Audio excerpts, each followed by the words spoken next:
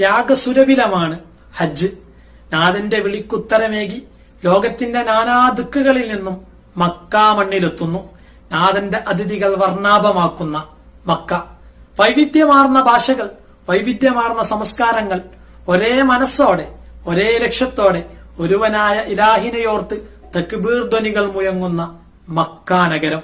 അതെ, അറഫ സംഗമം. ഹജ്ജിന്റെ സുപ്രധാന കർമ്മമാണ് അറഫയിൽ നിൽക്കുക എന്നത്.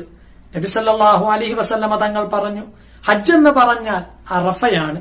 ഒരാളുടെ ഹജ്ജ് പൂർണ്ണമാകണമെങ്കിൽ അറഫയുടെ പരിധിയിൽ എവിടെയെങ്കിലും ഉണ്ടായിരിക്കൽ അനിവാര്യമാണ്.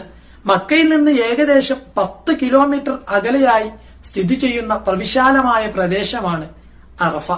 സ്വർഗത്തിൽ നിന്ന് പുറത്താക്കപ്പെട്ട ആദം നബി അലൈഹിസ്സലാം പ്രാചീനേന്ത്യയുടെ ഭാഗമായ ശ്രീലങ്കയിലും ഹവ്വാ റളിയല്ലാഹു അൻഹ ജിദ്ദയിലുമായിരുന്നു.